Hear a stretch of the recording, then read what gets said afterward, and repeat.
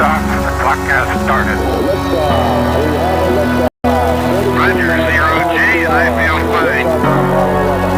Godspeed, John Glenn. Tranquility Base here.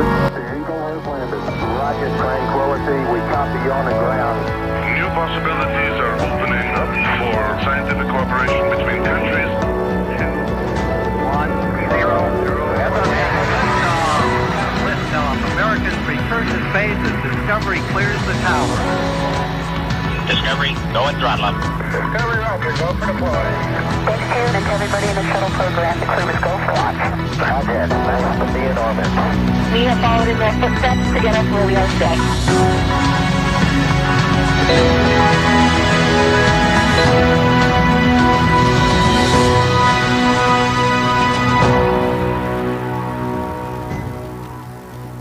Good afternoon and welcome to NASA's Johnson Space Center for our Crew-9 news conference today. We are joined today here in person with our Crew-9 astronauts Nick Hague, Sunny Williams, and Butch Wilmore. We'll be taking questions from here in the room and on our phone bridge, but before we do that, we'll kick it off with some opening remarks from our crew. Nick, go ahead. Thanks, Courtney. Wanted to kick off with words that would describe what the Crew-9 mission meant, and I think ultimately it's unique, like every spaceflight mission tends to be, and you don't know exactly how they're going to play out. But I think that the Crew-9 mission, when it comes to it, it highlights to me safety and the importance of the mission and the balance of those two. As you all know, back in the early fall, NASA was balancing the safe return of Sunny and Butch with the need to continue the mission that's been going on board the space station for 2.5 decades, up there performing research for the benefit of humanity. And so there was a decision made to send Alex and I up with a couple empty seats and integrate Butch and Sunny into the crew of Crew-9. And then bring them back at the end of a long-duration spaceflight mission. And so we sit here today, minus Alex, who's recuperating in Russia right now, with friends and family, thankfully. And we sit here as a testament to the success of that mission. So I look forward to answering your questions. Sunny? Yeah, sure. Just wanted to say thanks. Thanks to Nick and Alex for coming up and getting us and bringing us home, and thanks to so many who prepared us for our mission. The commercial crew program with NASA and Boeing, as well as SpaceX, really got us ready to go. All of the trainers here at Johnson Space Center, the mission control teams all over the country, in Florida to California, so throughout the whole country, as well as what we're doing now. Our teams here are getting us ready to get, rehab and get ready to take on new challenges. So, feeling good since we've been back almost 2 weeks now. Actually went out and ran 3 miles yesterday, so I will give myself a little pat on the back. Our trainers are rocking it and getting us ready to get back to help out with the new astronauts as they're getting ready for their mission. So the biggest thing I want to say was thank you. Yeah, thank you, Sunny. Let me start off with an analogy, a sports analogy. This very difficult job that we take part in, it's a team sport. It encompasses organizations throughout NASA, throughout the country, coming together. The Commercial Crew Program, headquarters, the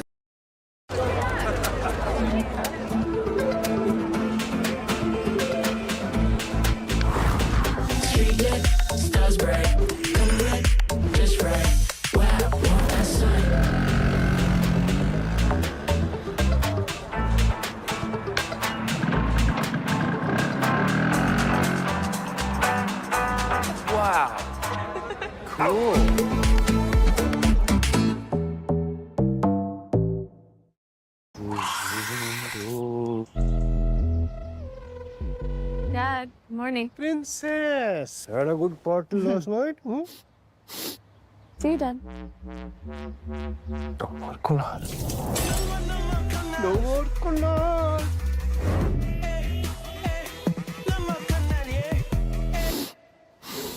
Morning, sir. New perfume. Yes. Nice perfume. Thank you.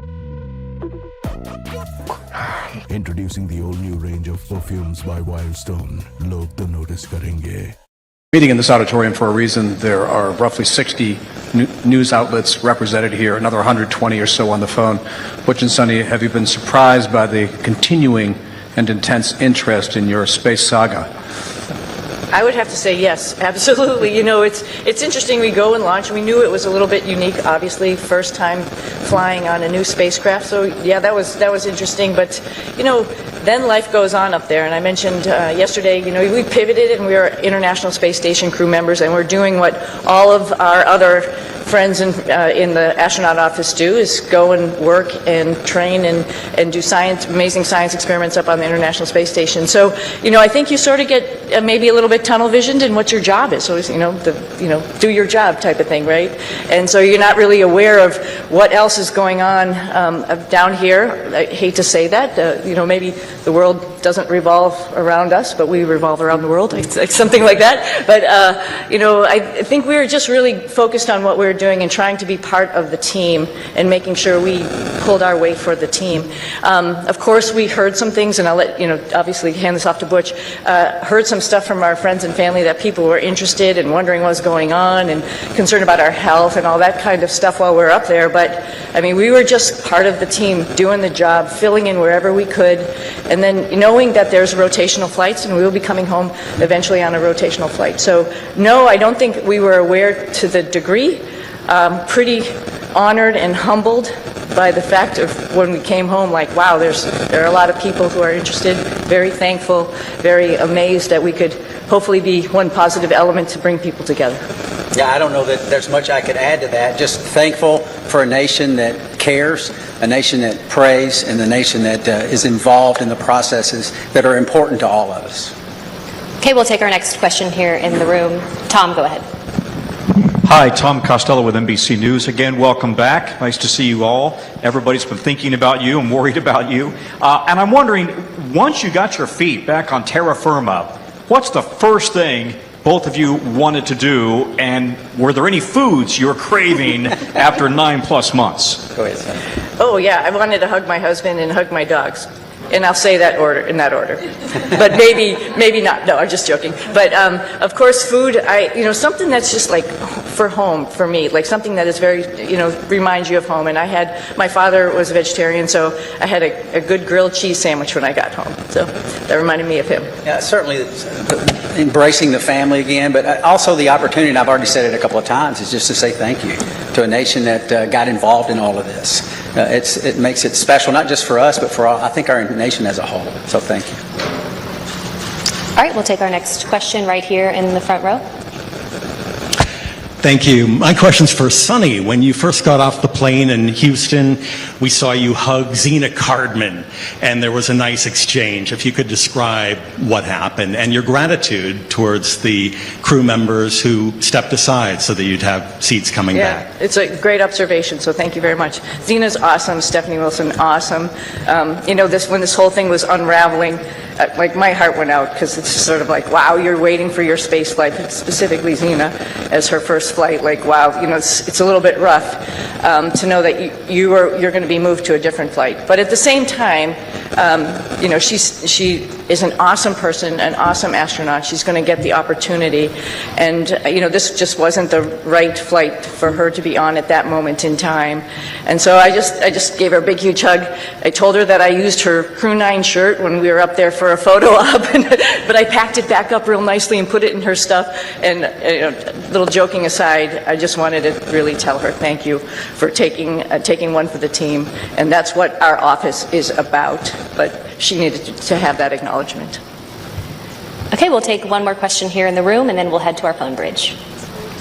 Hi, this question is for Sunita. I'm Jeff Saperstone, by the way, from NBC in Boston. A lot of people in your hometown in Needham, they've been watching this bit by bit, every moment. Yeah, everybody at the elementary school, there was a big watch party for you when you came home. What's your message to them? They've been so anxiously awaiting for you to return. Oh, well, I'm back first and foremost, we were always coming back, and I think people need to know that, and we're back to actually, share our story with so many people, because, like you all mentioned, it's slightly unique, and there's some lessons learned to it, and part of that is just resilience and being able to take a turn that was unexpected and make the best of it. And I think that is the biggest thing that I want to, pass down, particularly to kids who think that their life should be the straight arrow to what you want to do, and you're just going to get there. Well, sometimes it takes some turns, some rights and some lefts, and you just keep focused on your goal, and other doors might be open for you. So I think that's the biggest message.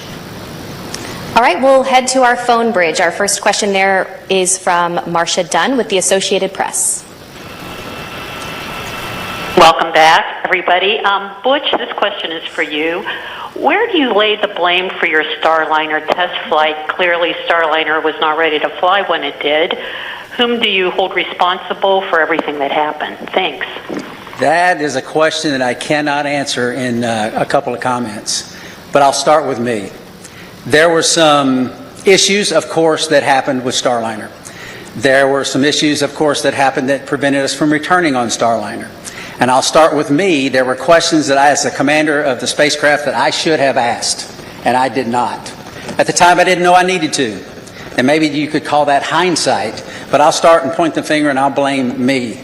I could ask some questions, and the answers to those questions could have turned the tide. So blame, that's a term, I don't like that term, but certainly there's responsibility throughout all the programs, and certainly you can start with me. Responsibility with Boeing? Yes. Responsibility with NASA? Yes. All the way up and down the chain. We all are responsible. We all own this. And we are, in this business, trust. You cannot do this business without trust. You have to have ultimate trust. And for someone to step forward and these different organizations say, hey, I'm culpable for part of that issue, that goes a long way to maintaining trust. So we're not going to look back and say this happened or that happened and that person or that issue or that entity's to blame. We're going to look forward and say, what are we going to use our lessons learned from this whole process and make sure that we are successful in the future. This is a tough business. The analogy about it, it's always a curvy road. It's never straight in this business. And minimizing those curves and being systems and processes in effect to prevent some of these curves is what we have to do as we leave low Earth orbit and go beyond to the moon and beyond that. So we're going to look forward, and that's the focus. All right, our next question on the phone bridge is from Anthony with Spectrum News. Hello, welcome back, everyone. It's nice seeing everyone return healthy and safe. I have a question for both you, Sunny, and Butch. Given the opportunity, would you guys go up on Starliner again? Yes, because we're going to rectify all the issues that we encountered. Yeah. We're going to fix it. We're going to make it work. Boeing's completely committed. NASA is completely committed, and with that, I get on in a heartbeat. Yeah, I would agree. The spacecraft is really capable. There were a couple things that need to be fixed, like Butch mentioned, and folks are actively working on that. But it is a great spacecraft, and it has a lot of capability that other spacecraft don't have. And to see that thing successful and to be part of that program is an honor. Our next question is from Jackie with the Times of London. Yes, hello, and welcome back to Earth. I wondered about the stuck, stranded Maroons narrative, and to what extent were you aware of that narrative playing out around that down here, and has that been frustrating for you to have to address? Thank you. Out around that down here, and has that been frustrating for you to have to address? Thank you. I'm sorry, that was a little garbled. The stuck maroon narrative. We heard about that. Yeah, we heard about that. Somebody mentioned that. We've said this before. We had a plan, right? The plan went way off for what we had planned, but because we're in human spaceflight, we prepare for any number of contingencies because this is a curvy road. You never know where it's going to go. We prepare for this. So we, as Sonny used the term, and it's a great term, we pivoted to all that training we did that we didn't think we needed to do, and a lot of people didn't think we needed to do, but we did it anyway, as we pivoted to this other preparation, and that is what makes human spaceflight, your human spaceflight program, special. It is hard, like I said, and preparing for any number of contingencies is what we do. It happened to be me and Sonny involved in this, but it could have been any one of the astronauts. There's 40 or so of us eligible for assignment. It would have been any one of us that would have been in the same situation, or could have been in the same situation, and would have done the exact same thing that we did, because they would have gone prepared just like we did. Yeah, and one addition to that, this is a lot bigger than, Butch and myself, like we've talked about already. This is the International Space Station program, and there's a lot of, wheels that are turning and wickets that we have to go through to get people up to the International Space Station to do all of the amazing science that we're doing up there. We recognize that, we know that, just like anybody else in the astronaut office, and we came, as Butch has mentioned before, prepared, and we were ready to do that pivot and be part of that bigger thing that's not just about us, knowing that everybody on the ground, there's a huge team of people, like I quickly mentioned in my quick thank you, but there's a huge group of people who are looking at the whole program and understanding how and what was the best time and way to get us back home. We knew that, and we were ready to wait until that decision was made, and that was fine. And I'll also add that we're grateful for people that, I don't think they were looking just at us, that when they make recommendations, we can do this, we can do that. They're looking what's best for the human spaceflight program, for our nation's goals. They're not looking just about Sonny and Butch. And we appreciate those entities that do that and reach out and say, hey, we can do this, we can do that, we can do that. And NASA says, hey, we got a plan, we came prepared, here's what our plan is, and we think this is the best plan because it doesn't disrupt the flow of how these missions lay out. So, and that's the one we went with. All right, we'll take our next question here in the room. Andrea, go ahead. Thank you guys for being available today. So your mission became unusually political. Given your experience, do you think other astronauts are going to get nervous that they could be caught in the middle of a political fight? And is there a point where, this starts to jeopardize safety of a mission when you start looking at all these politics that come into play? Thank you. I think Nick's got some good insight on this. Good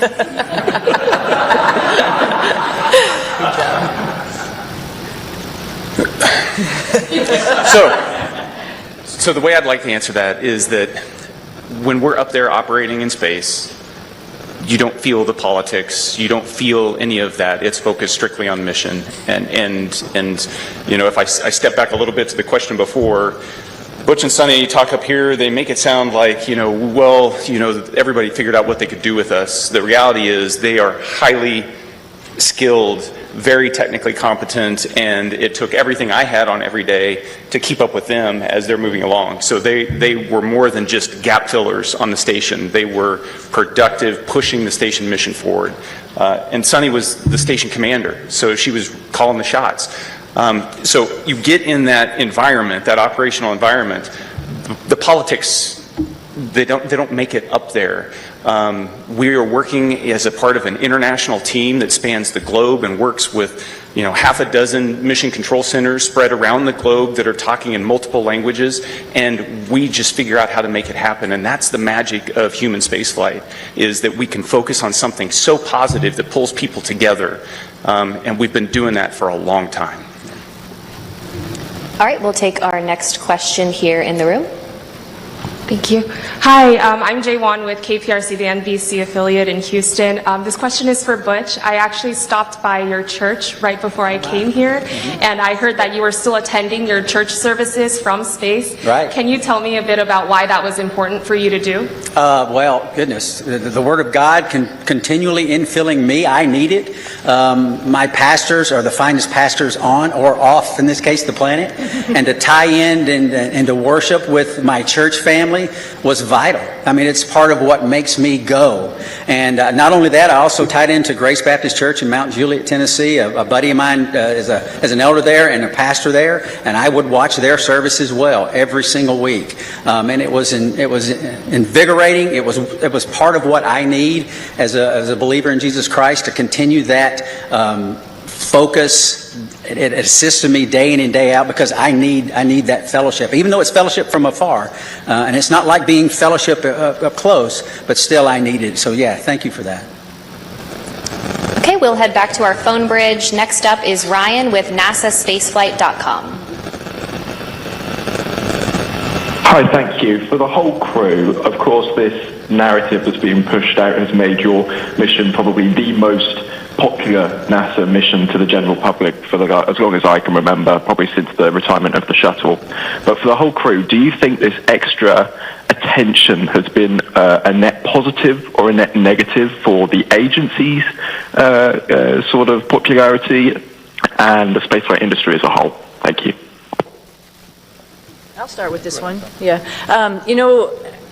It's, again, an honor that actually people are paying attention. And I'm very thankful that people are paying attention. And, sometimes good news, bad news, it's just news, and it's good for space exploration, and that's what we're all about. Our mission, of course, building and working on the International Space Station was just awesome, and we all had the opportunity to do that. But we also have bigger goals of exploring our solar system, going back to the moon, going on to Mars.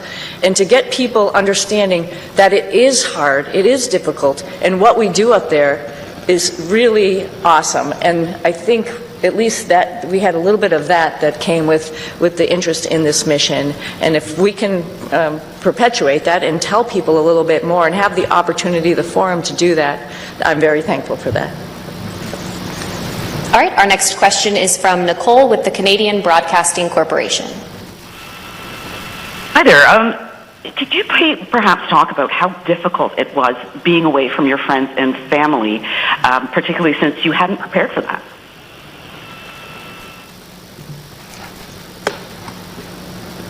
Difficult. Yes, I would say it was difficult. It wasn't in the preparation, but in my family, we talk about these possibilities.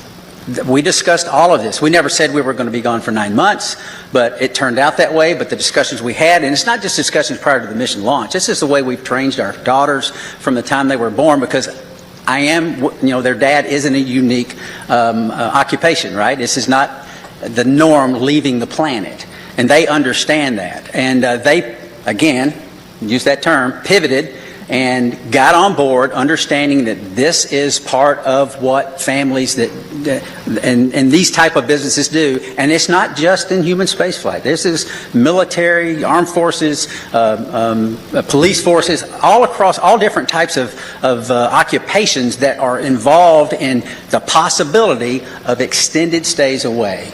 And we're not unique in that. And so they understand that. They have friends that have parents in other areas where they've and been involved in similar type situations, and all of that came together. And the Lord's help, we persevered, and they persevered, and I can tell you, I am very proud of them. We'll take another question on our phone bridge and then head back into the room. Our next question is from Tom with Sky News London. Hello, thanks for taking my question. Congratulations on your extended mission and your safe return. Although the political situation around this is bringing a lot of attention to space and to the International Space Station, some of the statements that were made during your stay up there caused embarrassment to NASA, forced them to make corrections to statements. Now that you're back, did the politics around your stay make a difficult situation worse? I'm not sure I understood. I didn't understand. I missed everything except for that last part. Yeah, you came in you were broken up just a little bit. Could you please try to repeat your question one more time? Yeah, I will. Yes. Can you hear me? I was asking whether although the political wrangling around your extended stay in space brought a lot of attention to human spaceflight, it did. Some of the political statements raised caused embarrassment to NASA, forced to make denials about various things that were offered and not offered, and sometimes to your astronaut colleagues. Did the politics around your mission make a difficult situation worse? Yeah, thank you for the question. I talked about how the politics kind of, they don't make it up there when we're trying to make operational decisions. So as the commander of Crew-9, responsible for the safety of this crew and getting them back safely, I can tell you that the entire time up there, I launched with that singular objective of showing up to the station and having to integrate Butch and Sunny into a crew with Alex and myself. And then we were planning, from day one to return toward the end of February. That all predicated on the fact that we would have a replacement crew show up and we'd have adequate handover with that crew before we left. That's important to maintain the mission of the International Space Station, to continue pushing research and exploration. And that was never in question the entire time. There were a lot of options that were discussed, and the ground team and the team on the ground, we've alluded to it a couple times already, is gigantic. And everybody was working with singular focus on how do we end the Crew-9 mission at the right time and maintain the safety and the success of the space station mission. Launching in September, given all the unique dynamics surrounding this mission, and coming back originally targeting the end of February and hitting the middle of March, that's pretty much on target if you look at the track record of human spaceflight. It's dynamic, it's challenging, the weather doesn't always cooperate, but we figure out how to make it work. All right, we will take our next question here in the room. DeLon Dillard, Fox 26 here in Houston. Welcome back to H-Town. Sunny and Butch, both of you all have a long history of being active and athletes, but with that being said, obviously you all spent nearly 9 months in space. What does that recuperation and recovery process look like getting acclimated back here to Earth? I'll start. I can tell you we have a group of individuals. Astronaut strength conditioning and rehabilitation specialists, and we are directly integrated with them day in and day out. They send us protocols to work out, and I can tell you, I'm not as young as I used to be, but I was stronger on space station doing more weight and more reps on exercises than I have in my entire life. Because this group of professionals work to get us stronger and stronger and stronger. We're trying to minimize muscle atrophy, minimize our bone loss. So if we go to other planets, the moon and other planets, in the foreseeable future, that we will be able to function when we get there. It's a whole science built around this team of individuals that are working to help us better understand human physiology and what zero gravity does to it and how we can mitigate the effects of the bone loss and the muscle atrophy. So day in and day out, I worked out every single day. We went into quarantine on the 22nd of April. And starting on the 22nd of April, I never missed a single day of workout. Because your body can recuperate in zero gravity. It doesn't have the normal stresses of gravity on it all the time. So you work out real hard, you hurt for an hour, and it finally fades away and you're ready to go the next day. So I applaud those individuals. They are making huge gains in the preparation to go beyond low Earth orbit. And it's science that is taking place day in and day out and has for years, and we're still learning and we're still progressing. Yeah, at like day 265 on the ARED, because it counts all your days that you go and do a workout, I was thinking, I wish the hay was in the barn. But every single day, just like Butch is saying, you got to get on the machine and work out. And it actually is a really great stress relief to be able to have that time up there and run or bike or lift weights. It's really great. And the folks that Butch is talking about, is along with the nutritionists, really are looking out for us and making sure that when we get back here to planet Earth with gravity, we'll be able to function. So yeah, it's an adjustment when we get back, and they're here right with us from day one when we landed, ready to evaluate us and see how we're doing, and then work on a protocol to get us back. And like I said, I sneakily went for a run yesterday, but that's all as a result of their hard work. Yeah, I mean, who would even imagine that you come back from 10 months in space, roughly 10 months, and within a week you run 2 miles at an 8-minute pace? I mean, that's not even conceivable that the body could handle that. But these folks get us ready to where those type of things happen. Okay, we'll take our next question here in the room. Yes, hello. I'm just wondering, there are a lot of people that depend on jobs here in the aerospace industry in the Houston area, 23,000 total. in the past, when there have been issues with NASA spacecrafts, there have been delays, and now we have another issue with the Boeing Starliner. Is there any concern that your issues with Boeing may delay future projects, future missions? And what would you say to one of your fellow astronauts before they go up on another test flight? Well, that's a great question. Yeah, it's a great question. And, you know, I think we all have alluded to it. There's lessons learned. And that's like a piece of hope, right? We're not just sitting here doing the same thing over and over again. And we're learning from every mistake potentially, or maybe a decision that we've made and how we could make that better and do better the next time. When we go to the moon, we won't have an International Space Station to maybe take a stop at. We really have to get it right. And because of our mission, I think that highlighted some areas where maybe we need to work on and get it right for our fellow astronauts. I think they're encouraged by that, right? You learn and you move on and you get better. And I think that's part of the learning process. It's part of the exploration process. I mean, we are scheduled on Wednesday to meet with Boeing leadership, the program managers, senior chief engineers, to discuss some of these issues. They want to come together with us, Sonny and myself, because we lived through this with them, and get on board with what the future looks like. And having flight crew with background in test and acquisition involved in the processes going forward to make sure that we're dotting every I and crossing every T.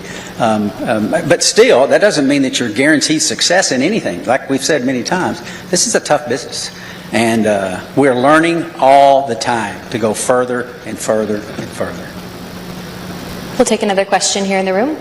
Hi, Ken Chang from New York Times. This is for you. I was just wondering if you could sort of talk about your personal future. Sorry. There's been a lot of talk about this uncertainty about the future of the human spaceflight program, suggestions that ISS should be deorbited in a few years, there should be a pivot from the moon to Mars.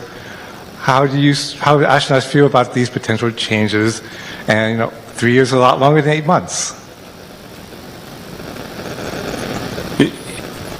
So we've each been able to do multiple missions to the space station, and I'll let Butch and Sunny add on to this. But one of the things that I noticed was a dramatic increase in the complexity and just the weightiness of the experiments that we were conducting this time around on the station since 6 years ago when I was last there. And it just gives you this sense that we are in the golden age of the space station right now in terms of the return on investment and what we're able to do there. And it's not just focused on return to, benefit the Earth. It's also focused on enabling all those things that we're going to need as we go to the moon and on to Mars. And so I am really optimistic when I think about the future of human spaceflight. Yeah, I would add on to, it was over a decade since I've been up there last, and I was pretty excited about what was going on. There was a lot going on when we first got there. It was an honor to be working with Crew-9 and seeing all that they were doing and just trying to help them with their stuff, and then, being, prime, moving up to the prime spots for Crew-9 and Expedition 72 as we took on a lot of experiments ourselves as well as spacewalks. And what the space station is doing to help us in exploration is really encouraging, and it's exciting. And I'm a little envious of the future astronauts. The guys who are coming behind us, they're going to have so many wonderful opportunities to do the same as us, add to that exploration, add to trying to find the answers to the next questions. It's going to be an exciting future. So I'm not worried about aerospace industry. I think there's a lot going on, and it's a great time to be in it. We'll take our next question right here.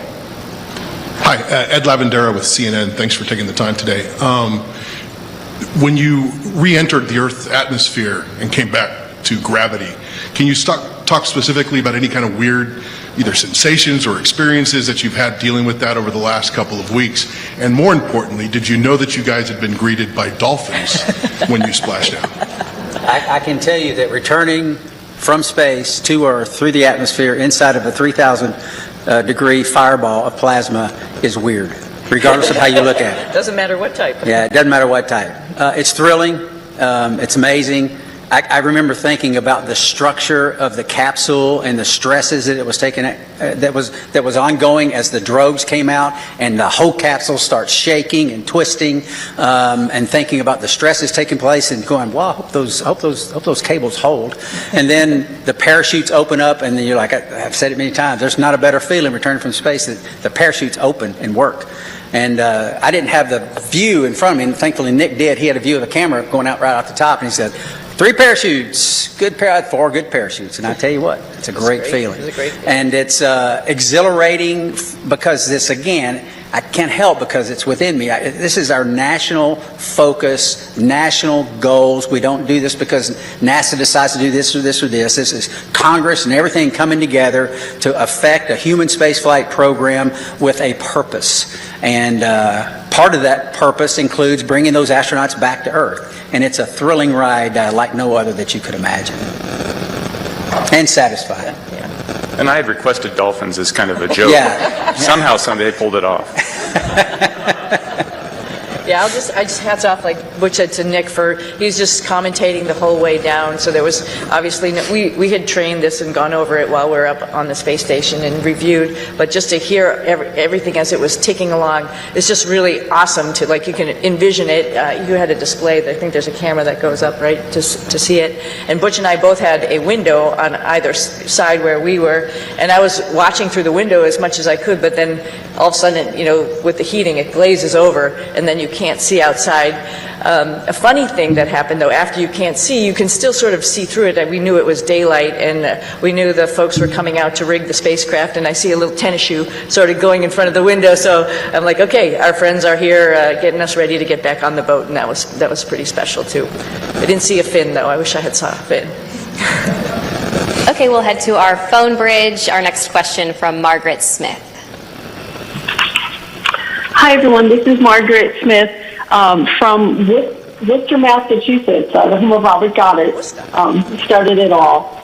Thanks for taking the time today. And my question to both of you is, for those who maybe are not especially familiar or who may sort of question the need for the space station, can you all make the case for why that work is important? Why the space station is important? Oh, the space station is amazing, right? So just sort of like we've talked about a little bit earlier in this conversation, so we're doing a bunch of stuff, like Butch alluded to, physiology, understanding what happens to humans as they're in space for a longer period of time. That brings in lots of science experiments in chemistry and biology. Some of that stuff all comes back to Earth because we're doing some amazing stuff in the microgravity environment. Some of it is mirrored, for example, in our own human bodies. And so there's a lot of stuff that's happening for us, for exploration, for the humans, as well as for Earth. And then, as Nick alluded to, there's all sorts of systems and other things that we're testing up there to help us take those next steps to go back to the moon and onto Mars, figuring out all these exploration systems, including docking vehicles, like different types of spacecraft that we have up there, other types of commercial spacecraft that are coming up for resupply. That's all a huge program to get us to understand how we're going to take the next steps in exploration. I can't help also but talk about STEM. I mean, all of this is STEM, right? Science, technology, engineering, and math, and I'm hoping the work that we've done up there also encourages the next generation of kids to understand that how important that is and how they can become involved. We did lots of experiments up there with kids and universities and companies, trying out new guidance, navigation, control algorithms and robots that were flying inside the space station, competitions, for example, for them.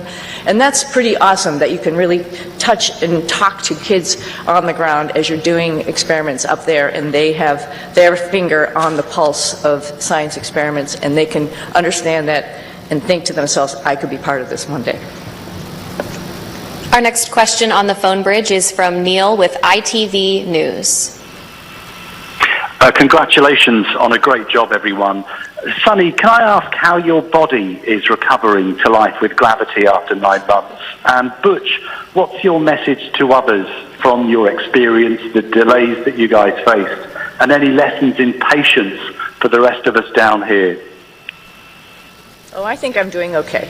I was just joking around and showing off a little bit, but no, seriously, we talked a little bit about our group, the Astronaut Strength Reconditioning folks that are getting us back in shape, and every day feeling better and better. It's pretty much a miracle to see how your human body can adapt. I mean, the first day we got back, when all of us came down the ladder and greeted everybody, it was we were all a little bit wobbly at that time, and it's amazing within 24 hours how the neurovestibular system kicks in, your brain understands what's going on. And then the agility and the weightlifting that occurs in the next week that makes you feel good enough to actually, like I mentioned, go out, run, actually lift weights, get in there, do squats and deadlifts and stuff already. That's pretty incredible. So I knew it was going to happen. We all knew it. We've all flown before. We all knew that there's just this little bit of a hump to get over, and then you can get back on it. Hope to do a couple races in the springtime. I think the clear message is that, like I said when I started, it takes a team. It takes a team of motivated and passionate individuals. We don't have a human spaceflight program. You don't have folks sitting up here in a blue suit without the massive team that's making it all happen.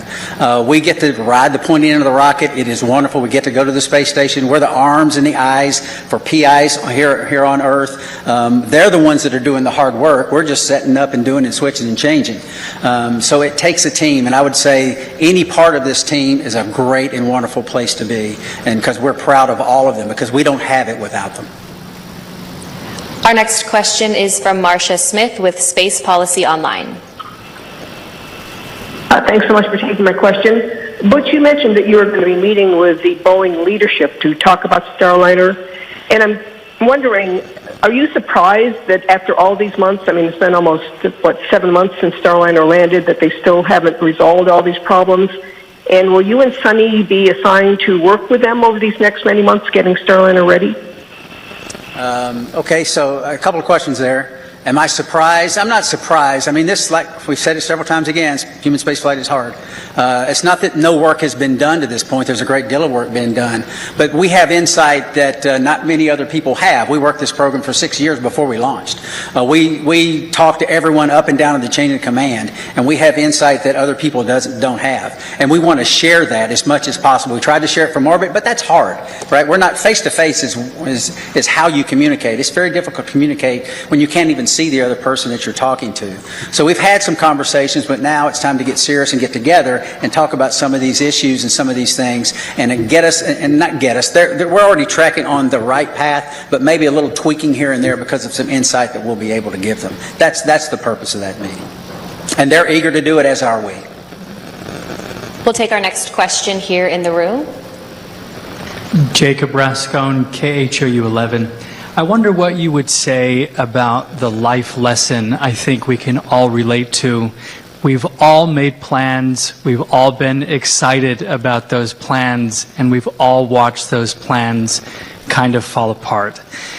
What would you say about what allows you to meet the moment with courage, with serenity, or maybe you didn't, internally? But what would you say about that life lesson I think we can all relate to? Well, I'll start, and I'm sure you want to add, both of you, because I think every flight is a little bit different than what you go in planning it to be. It doesn't matter if it was this one or many other flights or many things in life, just like you alluded to, right? I think the go-to thought there is, what is the opportunity in front of me? Like, it's not a missed opportunity, it's actually another opportunity that I didn't really think about, and wow, that opens a lot of, like I mentioned earlier, a lot of doors or a lot of things to learn. I think it's great. I think that's the opportunity, that's the point, I think, of the whole thing, is like, when something doesn't go your way, you just have to take the blinders off and look around you and see what other really great things are waiting for you. And then just take advantage of that. Learn as much as you can while you're wherever you are, whatever your situation is, and move on from there, and then share that lesson. Well, I sort of had a similar question on orbit, and I think my answer would be similar. Life is our life, all of our lives are bound up in many things. For me, and it's faith in my Lord and Savior Jesus Christ. He is the end-all, be-all. He forgives us.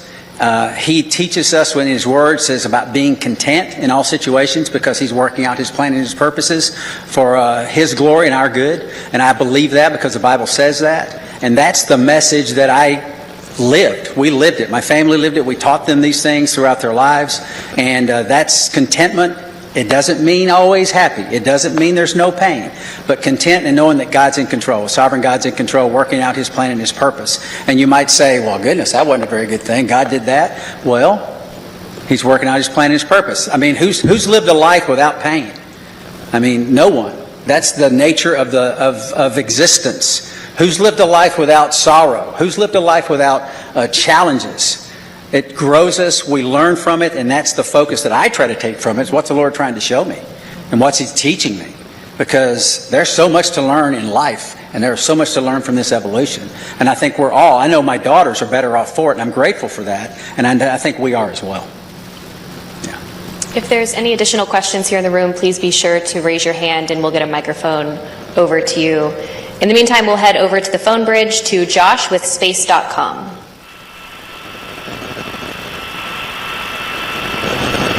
Hi, Josh Dinner. Thank you all so much for doing this. This question is for all three of you.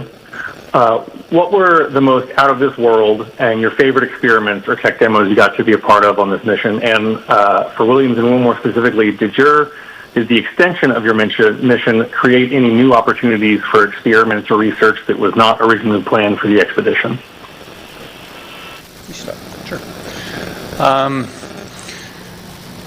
So while I was up there, we performed about 150 different experiments. Of those, the ones that you know the most about are the ones where you end up being one of the guinea pigs in the experiment. So there's about a dozen different experiments where we were doing things to me and seeing how my body adapted, whether that was a vascular aging. Oh, what a magical snatch! That was super quick! Life in space tends to manifest itself as accelerated aging, and so we can better understand how the human body responds to that and hopefully provide some treatments on the ground to help with problems that as you get older you encounter. How our immune system works. Did a whole study on the immune system and how my body was responding. Life on orbit tends to suppress the immune system, and why does that happen? We're trying to understand that so that we can help design better treatments on the ground, but also understand how we can support crews that go deeper into space on longer missions. Probably one of the most shocking experiments. Butch and Sunny got to watch me wire myself up to muscle stimulation pads and shock myself and trying to figure out how do we keep our muscles strong when we don't have access to all the equipment we have on the International Space Station, because as we go to the moon and on to Mars, that's a lot of extra mass, and if we can do it with smaller equipment, maybe that works. The side benefit of that is anybody that's been bedridden on the ground, that's also a treatment for how you can support somebody that's been kind of tied to a bed for a long period of time and help keep them healthy. So there's a benefit directly to the ground. That's three of them. They're all interesting, and I'm one of many subjects, and it takes years to get enough subjects to go through the space station to be able to generate enough data to draw some conclusions. And so that's why research up there takes a long time. But the value is clear.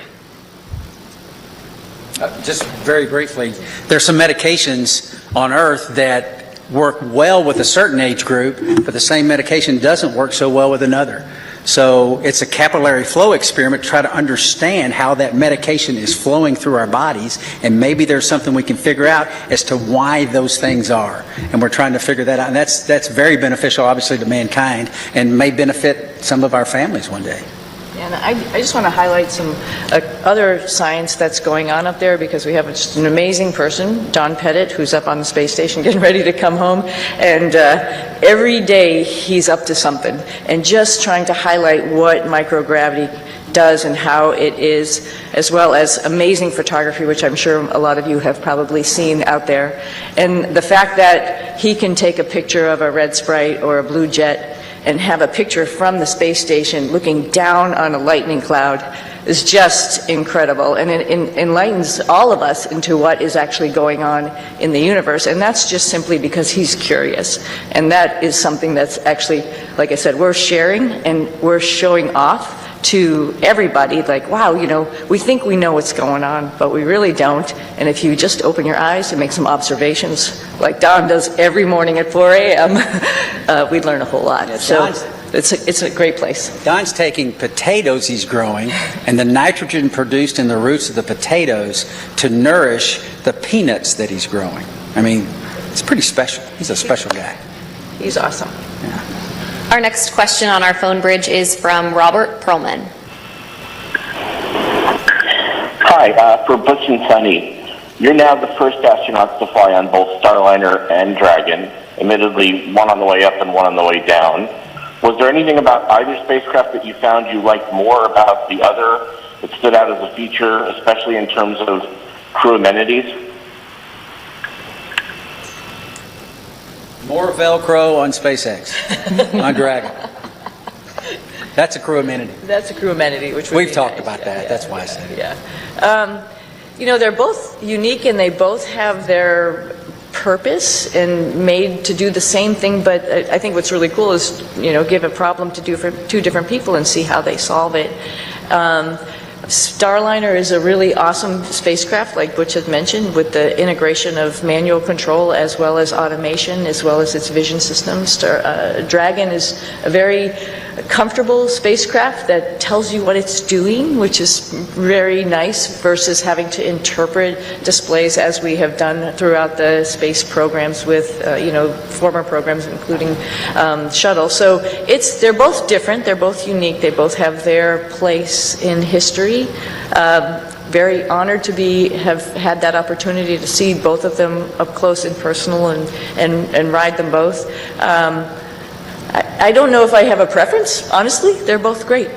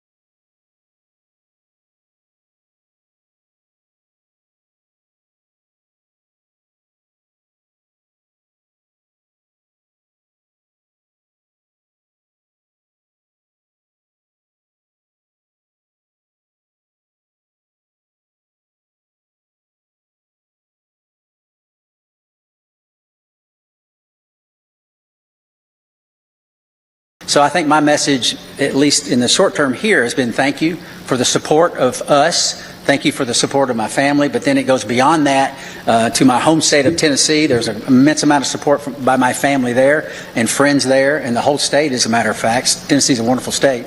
Put in my pitch for Tennessee. But getting up there eventually and relaying the same thank you to them and to, like I said, to a nation that cares and a nation that prayed. And this opportunity right now to say thank you to our nation, our wonderful nation. Our next question on the phone bridge comes from Utarish. Go ahead. Welcome, everyone. My question to Suni is that Indian Space Research Organization, ISRO chief, has said that India wishes to expertise in space exploration. So is there any scope of hope that we can see you working or collaborating with ISRO, that is Indian Space Research Organization, in future? And second part of this question is, while being in ISS and seeing India from space, is there any moment you would like to share? How does India look from space, Tony? Opportunity for the secretary.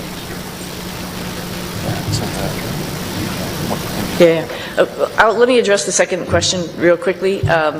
India is amazing. Every time we went over the Himalayas, and I'll tell you, Butch got some incredible pictures of the Himalayas. They're just amazing. And you can see, like I've described it before, just like this ripple that happened, obviously when the plates collided, and then as it flows down into India, it's many, many colors. I think when you come from the east going into like Gujarat and Mumbai, the fishing fleet that's off the coast there gives you a little bit of a beacon that here we come.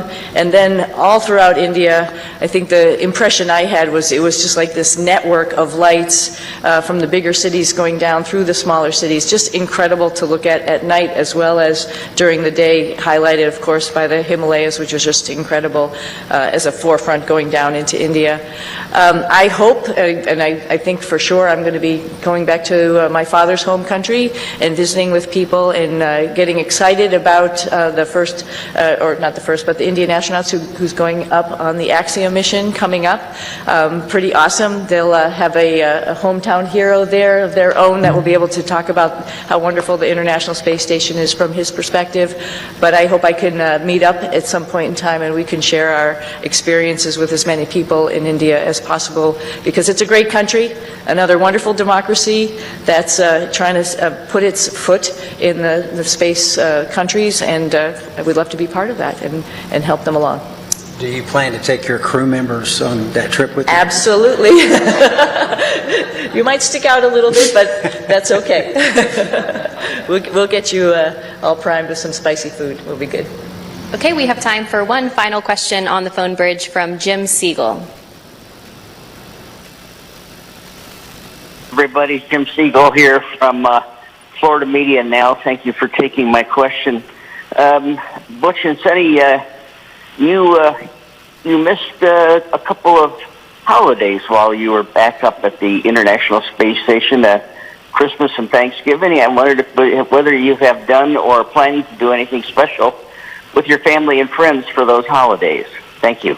I don't think we missed them. Right. I think we celebrated every single one. We actually had a reindeer that we built and rode like a bull. I don't know if you saw those pictures, but we celebrated in style, trust me. Oh yeah, and Nick was great because he came up anticipating that we were all going to obviously be there for those holidays, so he was like Santa Claus, had his little bag of goodies for all of us, and it was pretty awesome to have the holidays up there. It's pretty unique, and not many of us get to do that, so it was a lot of fun. But this holiday season will be special, for sure. Absolutely. Yeah.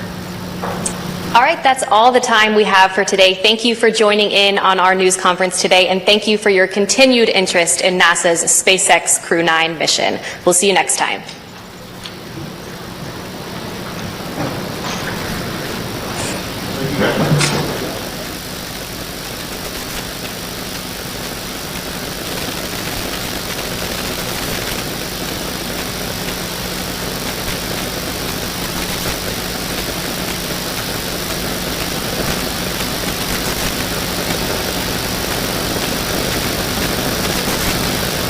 NASA's Johnson Space Center for our Crew-9 news conference today. We are joined today here in person with our Crew-9 astronauts Nick Hague, Sunny Williams, and Butch Wilmore. We'll be taking